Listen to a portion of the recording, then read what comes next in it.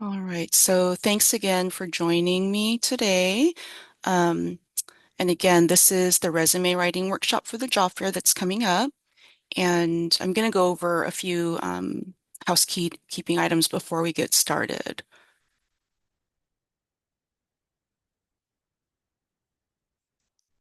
And I wanted to remind you that we do have a job fair preparation workshop, and that's going to take place on Monday, September the 29th at 1 p.m. It is virtual, so I do recommend that you all join. Especially since this is the first time that we're actually having a job fair outdoors. So this is going to be a new experience for many of us. So again, you do want to attend that job fair prep shop so you can get some general information. And I will actually go over some of the things with you today as well. But the focus will be on the resume writing portion. And so I'm going to talk again a little bit about the job fair and then steps that you would want to take before creating and revising your resume, and then tips for the actual resume writing portion. And if you'd like, you're welcome to type in questions into the chat box. I'm going to try to keep my eyes on that throughout the presentation. But if you find that I don't address your question, then please make sure at the very end, I'm going to be asking for questions as well. You're welcome to retype into the chat, and I'll answer those questions for you. If you're here for a class assignment, make sure that you're taking notes of the presentation, and you want to email those notes to cdc.events@csulb.edu, and make sure to put under the subject line that it's for a class assignment. That way, it'll get my quick attention, and I do try to roll out the verifications within 24 hours. Please also include your name, your ID number, and then the class and the instructor.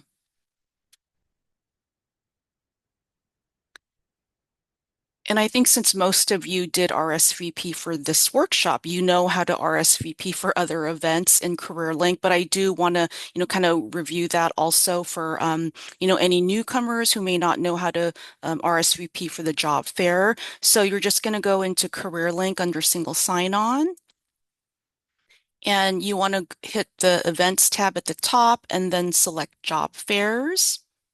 And then you're going to select, of course, the fall job and internship fair. And when you hit that, you can actually RSVP by clicking attend. So we typically, when we're in the ballroom or the pyramid, we actually had the engineering job fair there recently. If you RSVP, we do allow students to enter the venue, or actually to check in earlier. But because this is an outside event, we're not going to be doing that. But we do ask if you could RSVP, because if you do, I will send you the map of the venue a day before the job fair. So that should help you with your preparation for the event. Let me just go ahead and check to see if there's anybody in the waiting room here.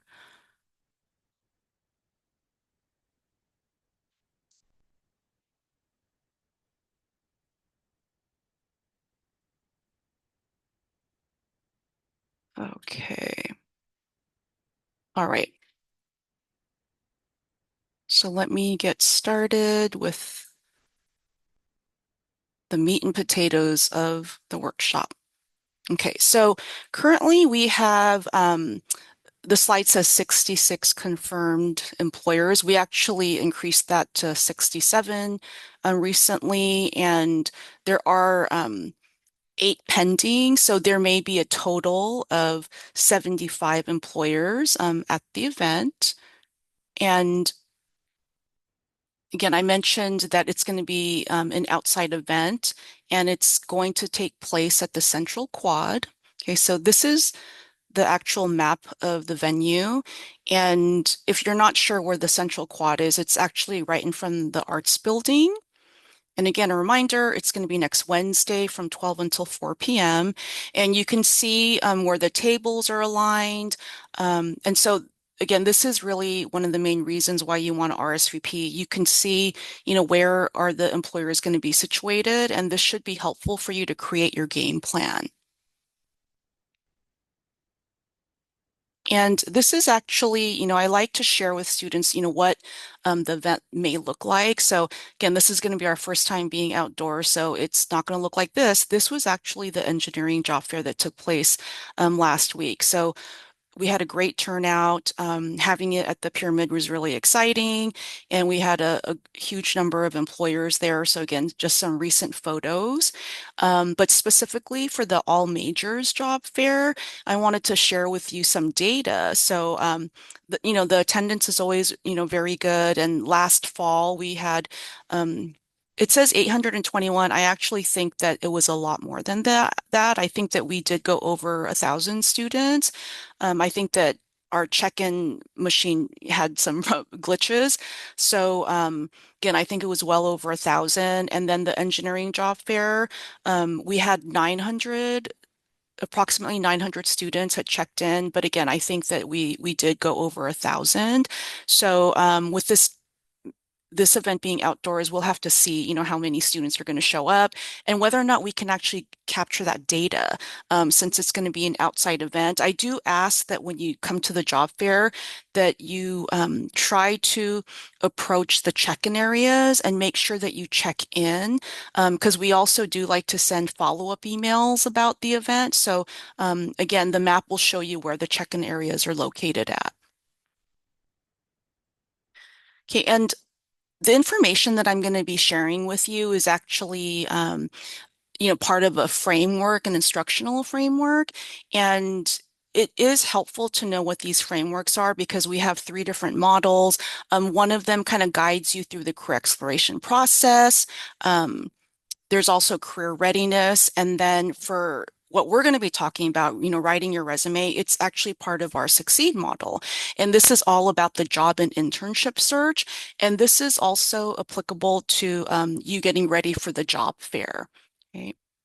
So there's a lot of different steps, but again, you're going to want to do kind of go over these, on your own, but I'm actually going to talk specifically about, of course, examining and revising your resume, but also in order to get yourself to that point where you can write a good resume, you do want to take the first three steps of our Succeed model, which is you want to set some goals for yourself, you want to understand the industry, and then you want to construct a strategy. And again, I'm going to go over those three items and then go again deeply into how to actually write your resume. Let me check our waiting room really quickly. Okay, so there's more students there. Let me admit them. Okay.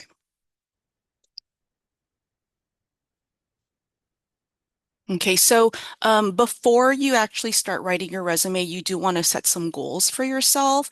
So I mentioned that there's a possibility that we may have 75 employers attending the event. And now, in the past, with our job fairs that took place at the student union, it would have been difficult to approach all 75 employers.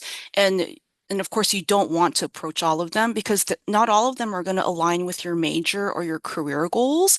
And that's why you do want to think about, okay, well, what is it that I want to accomplish? What types of positions am I interested in? Am I looking for an internship, a part-time position, a full-time position? And then, of course, what companies interest me? Okay. And so you do want to think about that before the job fair. Um, Sometimes I see students kind of looking at the map and, doing this evaluation at the job fair. That's going to be pretty difficult just because it may be a high stress, time for you because you're trying to do all of these things at the same time. So again, do this before. And especially, for the goal setting, you do have to do some research beforehand. And then even writing up your resume to align with those positions, all of those things should happen, well before. And so one of the things that's going to be important is for you to understand the industry, doing that research, on the employers. And The example that I'm going to show you, I'm focusing more on the description that's provided in CareerLink, but there's also lots of other tools that you can use to research employers. And of course, just continue applying for jobs even after the job fair. Um, so I had a really good question. Will the company state what positions are available beforehand? Yes. So I would say a majority of the employers have provided that in CareerLink. And there's a handful of employers, I think there's maybe four that have linked to their website. So it sounds like the ones that have linked to their websites, they may have quite a few opportunities. So they just decided not to, type all of that into CareerLink. And I'm going to tell you in the next slide what those employers are. Um, again, but you want to start doing some research, and so use all of these tools. Of course, CareerLink. There's also Career Shift that's available in CareerLink. Go onto the company websites. Glassdoor is always a great tool, and of course, LinkedIn and Facebook as well. And for those of you that don't know about Career Shift, it is a really great job posting board, and you can access that through CareerLink. I do want to explain, though, that there's two ways of accessing it, and I wanted to clarify something. So you can go in CareerLink and click on Resources, or there is an announcement that says Career Shift, and you just click on Get Started. Now, if you click on, let's say you decide to go through the scrolling announcement, and if you see this window pop up, that's the incorrect login. You could create your own account and then log in with them using that account information, but you don't have to do that. You should be actually taken directly into CareerShift, so no login has to happen. So if you find that you see this, you want to go back and try to log in using the other tool or the other way to log in. So, okay, let's say that you initially click through the scrolling announcement and it doesn't work, then go through resources. Okay, you're going to click that tab, and then you're going to see all these online tools, and then click on Career Shift. And then that should actually take you to this window. Okay, so again, no login is required. It's very easy to use. You just click on jobs and then do a search for jobs there. You can look by specific company or you can look by location. Again, really easy to use. And if you want to learn more about employers, you can look up details on different organizations that way as well. Okay, so, I mentioned to you that I'm going to be looking specifically at the information that's in CareerLink for the job fair. And what you're going to do is once you've gone in, you click attend, you see this list of employers, select an employer that you're interested in learning a little bit more about. And you're going to be taken to their page, and you'll be able to see under the About section, it says View All Jobs. So again, most of the employers have posted their positions except for City of Long Beach, Enterprise Mobility, Marshall Teacher Residency, and Yardi Systems. Okay, when I did a review of all of them, those were the only four that didn't link jobs. Instead, it goes to their organization's website for those job postings. Okay. So I went in and I pulled this one for DHL because I thought that this was, was pretty interesting. It did say that the desired majors were from College of Business. But the example I'm going to give you is one that I made up for someone who may be a communications major, because I do want to emphasize that some of the employers may put desired majors, but if you have the experience and the skills that they're looking for, I want to encourage you to, cater your resume to that position and make sure to approach them at the job fair. Because again, sometimes employers will put down, specific majors, but again, they're also looking for that relevant experience. So don't let that major stand in your way. Look at the description and see whether or not your experience experiences and even, your coursework or other training that you've received aligns with that position. And they did provide some really good information, and it wasn't overwhelming. So this was, manageable. They gave information on, scopes of the projects that might be included, and then even some benefits, of the project. So these are all really great information to help you to determine whether or not this is an employer that you want to approach at the job fair, but also this is the information that you want to incorporate into your resume. Okay, so you want to be taking a look at this and then asking yourself, okay, have I ever identified or analyzed um, or implemented new processes, or have I ever, identified and analyzed anything at all? Because those are some of the key words that you want to be incorporating. Okay, and it doesn't have to exactly align, but we do want you to get as close as possible. And, if you're writing a resume and you see some of these, keywords such as write, and let's say that your resume has on there, it says create, then change it to write. Okay, so again, make sure that you're using the keywords that the employer has provided for you in the job description. Um, and having this information is going to be helpful for you, not just for the resume, but again, we want you to set some goals for yourself and to create an action plan for the job fair. Okay, so now that you've done some review of the employers that are going to be attending, you should have an idea of, okay, well, what are the employers that, I want to approach? Again, you have 4 hours, but maybe some of you have class, so you can only be there for like an hour or two. So again, really think about, okay, with that 60 minutes or the 120 minutes, how many employers do I think I'm going to be able to approach? Because remember, there's going to be other students there. There may be lines. So really, kind of give yourself enough time and then have this action plan so you can approach the employers that are, higher on your list. So for my list, I created, two different tiers of what are my first priority employers, what are my second priority. You don't have to do that if you want. If you want one list of like 5 employers, then just do whatever works for you. But again, if you're going to RSVP, you're going to get the map from me, you're going to get the location, fill this in so you're not struggling when you actually get to the job fair that afternoon. Okay, so we're going to now go into the resume writing portion a little bit more deeply. So these are the different areas that employers want to see. Of course, your contact information, the education is always really important. So we want that education high up on the resume. And that's where my sample is. The education is very high on the resume.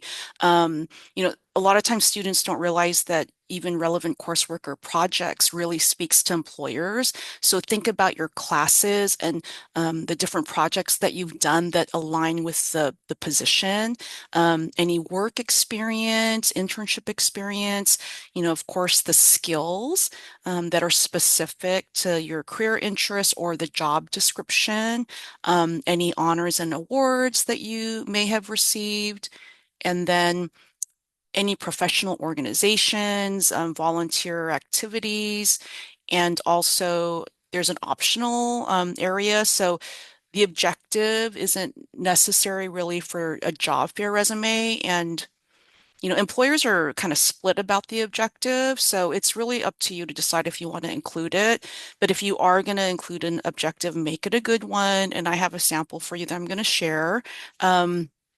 GPA if it's greater than a 3.0 or a 3.2. So again, employers have different opinions about that.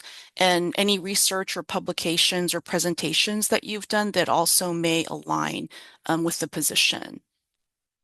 Okay, let me look at the chat box to see if there's any questions. Okay, so I'm going to address some of these questions right now. So how will we show proof to EOP that we attended this workshop? So what you want to do is take notes and then email.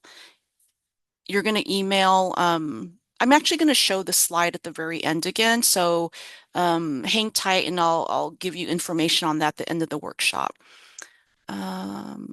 Okay, and then let me see the next question. If we submit an application before the job fair, do we still hand one in person while we're there? do we still hand one in person while we're there. Um, if you submitted an application before the job fair, you don't have to submit it there unless the employer reached out and said, hey, come to my table and please submit again. So unless you get that direct instruction, you would not have to resubmit. But I would definitely recommend that you go to the employer and have a conversation with them because they love to see people who applied online actually visit them at the job fair and have that dialogue with them. So make sure that you do visit them. Okay, so really good question. Where would certifications fall under? So that would go under the education portion. Okay. All right. So moving forward, some general parameters for the resume. So the length and materials, it should be one page for 10 years of relevant experience. But I do recommend that for the job fair, you just stick to one page. And again, this is based on what employers have told us. Again, it's things are happening really quickly, and the employers that do look at the resume on the spot, they have just shared with us that it's easier for them if it's just the one pager for them to skim through. So try to, get that down to that one pager, and then have, higher stock paper that will stand out, and then the font size, use black ink in a basic font such as Times or Arial, and then just realized the font type and size is not, the information isn't there. So if you look below that section, it says 10 to 11 point font. Headers, different section headers on your resume can be a little bit larger though. Okay. But as far as the overall content, it should be 10 to 11 point font. And you do want to keep it simple and easy to read because the visual aspect is going to be really important.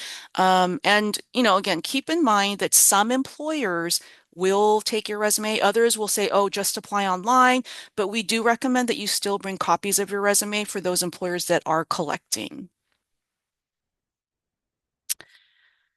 Okay, so, and I will share this PowerPoint out with everyone if you can email the cdc.events email. And you know what I'm going to do? I'm going to put that email address into the chat at the end of the of the webinar. Okay. So let's start at the top. So your contact information, of course, is going to be there at the top.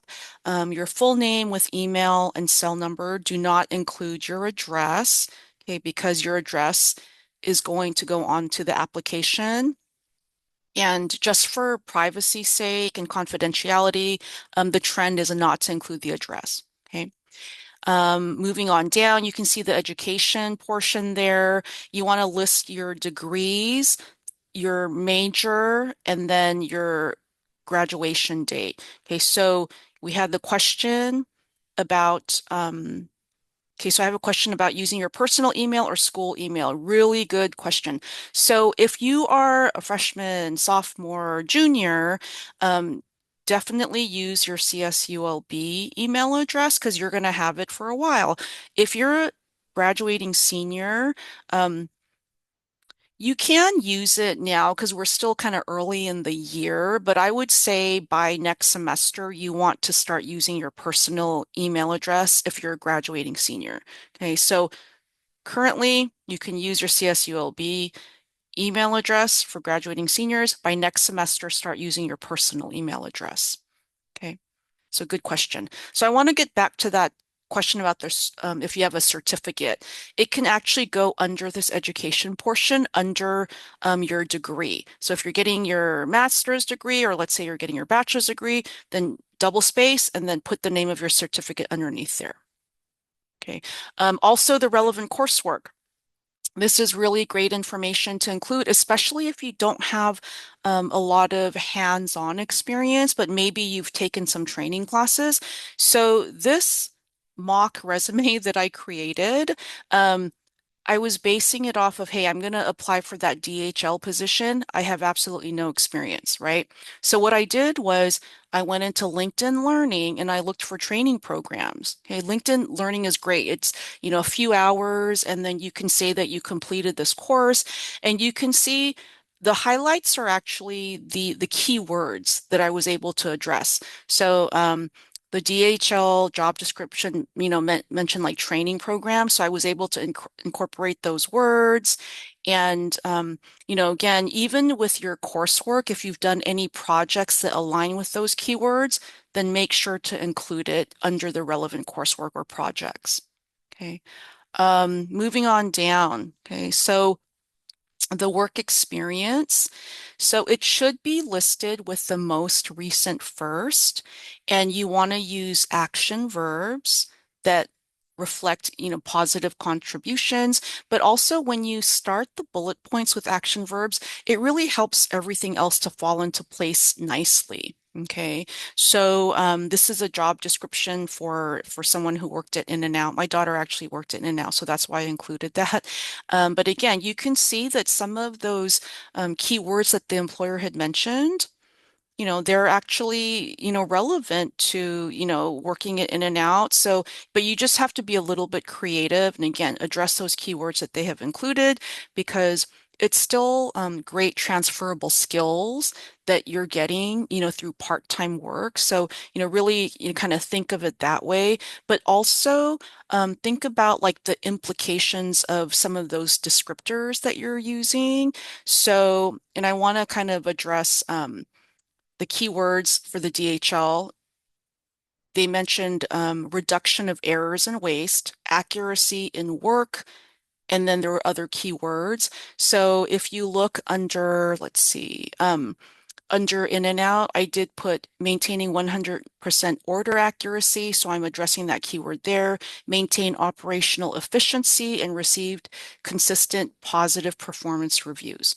Okay, so again, really think about the work that you're doing and the implications, and whether or not the employer will look at it and say, okay, that actually aligns. It's a transferable skill that relates to this job description. Okay.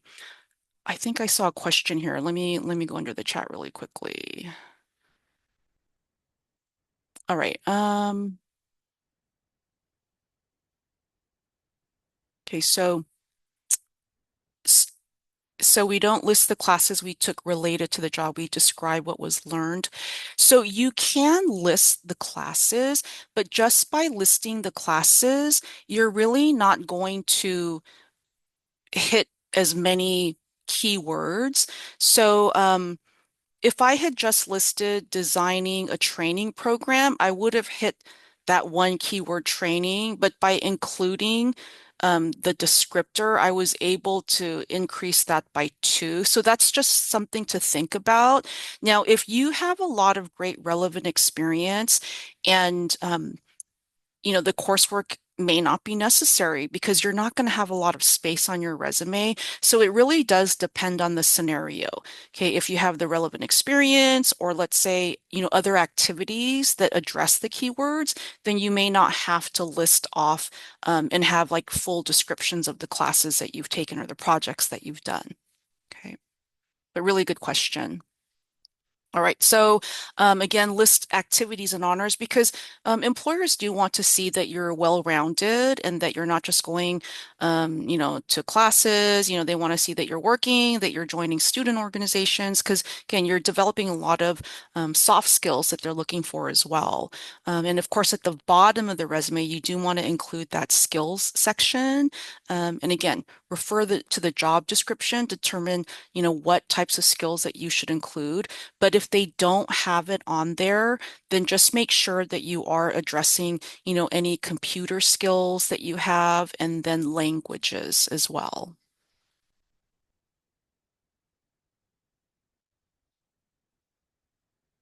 Okay, so when you're creating your bullet points, this is a formula that's really helpful.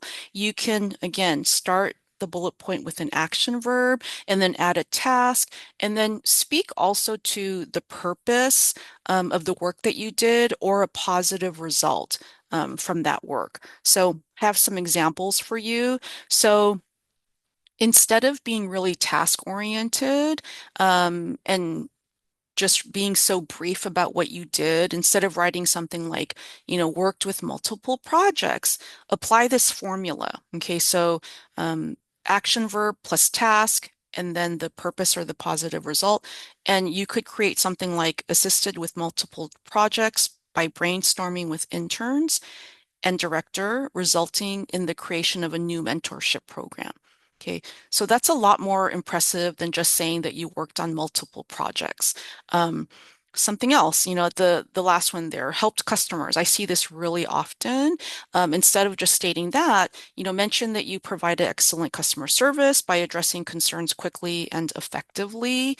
And again, looking at their job description, what are they looking for, from a candidate, incorporate those as well to kind of highlight your bullet points.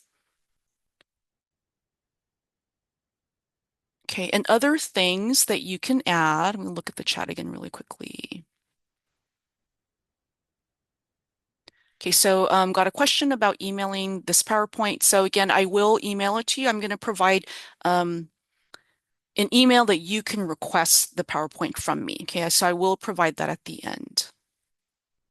Okay, so some additional bullet point tips. Okay, so some things to think about. So if you aren't able to apply that formula that I shared with you, think about some of these things. Okay, when you were in a position where you asked to take on more responsibility, okay, one of the bullet points that you could include is as a result of strong organizational skills, chosen to orchestrate first national sales meeting for newly acquired department. And of course, you want to change this for whatever work that you did. But again, think about, if you were given a promotion, if you were asked to do more work because you did such great work. Okay, right? So were you awarded an advancement? Elevated to level two career peer advisor as a result of leadership and strong work ethic regularly demonstrated during drop-in service. Okay. Also, did you get good feedback during your reviews? Were you recognized by a customer, a coworker, supervisor, or professor? Those are all things that you can incorporate into the bullets. And, especially in your work with, like, let's say a team or working, with your professor, if you got really great feedback, don't be afraid to include that, under the relevant coursework section if you're going to include some descriptions. Okay. And of course, sometimes creating these bullet points can be difficult. And, we all know that we have that chat GPT, right, on single sign-on. And I know that it's really helpful, but also at the same time, I want you to add your personality.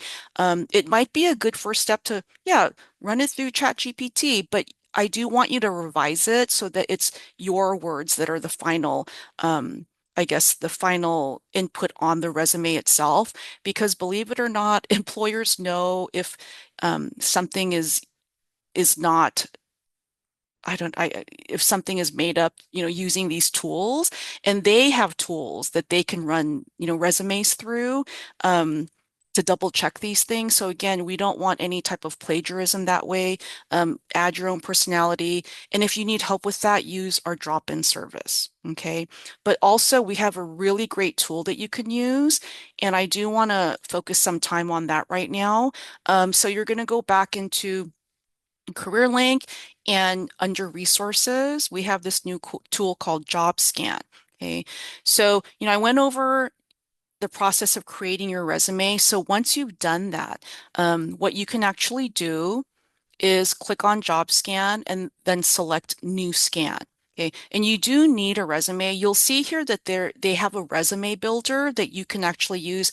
um, I would recommend just creating your resume in Word because um, I'm not a huge fan of the resume builder just because there's not a lot of control and you can't really move things around. So again, just create your resume using Word and then click on New Scan. Okay. And then what you're going to do is you're going to upload your resume. Okay. So you see the one that I had created for the operations intern. And then you're going to copy and paste the job description, and then you're going to run a scan. And once you've done that, you're going to get a match rate. Okay. So that draft that I shared with you, I had a 48% match rate. And this is such a great tool because you're going to see the areas that need improvement. Okay, so it tells you right here, ATS tip. So it will actually allow you to include the employer's website. So the tool will actually go to the website and see any additional information that might be helpful for your resume. It looks like I did a good job with my contact and the summary. Okay, so the next page is the section headings. Like everything looks good. It looks like my date formatting was off. So now I know, okay, I'm going to have to go back and I'm going to update my date formatting. Okay, the education match. The job description does not list required or preferred education. So, okay, that's not hugely important because the employer did not include that. And then this is really important. You'll see at the very top, it says hard skills, high score impact. Okay, so the better the score that you have in this area, it's going to impact your score. So you can see here that in the job description, continuous improvement was mentioned twice, and supply chain was mentioned once. And on my resume, I didn't have either one of those things. Okay, so once I add those, if I'm able to add those, then it will improve my match rate. And again, really kind of keep in mind, are there ways that I can improve my resume so that I can add supply chain? I've never taken a supply chain course, but what I might do is I'll go into LinkedIn Learning and try to learn a little bit something about it before the job fair, so that I can at least mention that I've taken like a short course on it. Okay. And that should help with my match rate. And then here, okay, under the skills comparison, so the position mentions teamwork. I have teamwork experience because I worked at, In and Out, okay, according to my resume, right? So I forgot to include that. I better go back in and include it, okay, because this has a medium score impact and medium is still really good. It can increase my match rate. And then other great information. So these are recruiter tips. Okay. So going on down to that web presence, it says consider adding a website or LinkedIn URL. Hey, I forgot to include my LinkedIn. I have a LinkedIn URL. So now I'm going to go back and add that in because that's what employers want to see. Okay. So kind of went through that really quickly, but the important thing is that you're using this tool. Okay. So what I would recommend is create your resume, create a draft, run it through the tool, and hopefully that'll give you some really great information to update your resume. But also, we do have the drop-in service, and I think I had a question in here about how to access. I have a slide for that. Okay.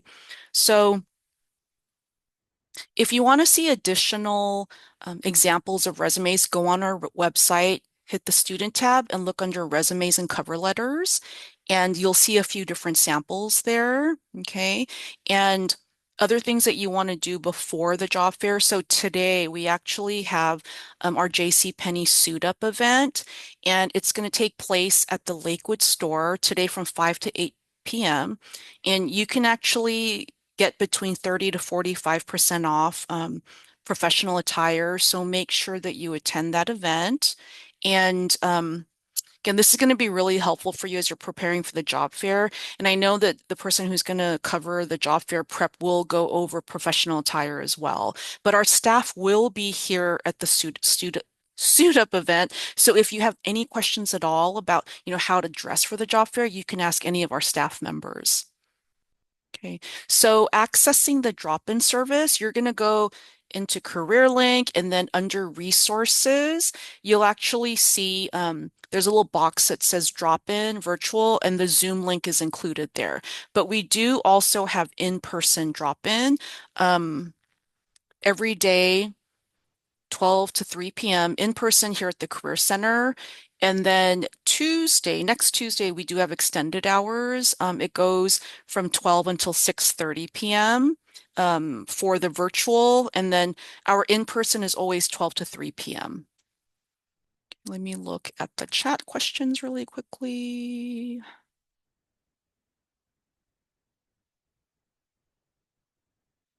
Okay, so this is a really good question. Do you need an ID for the event?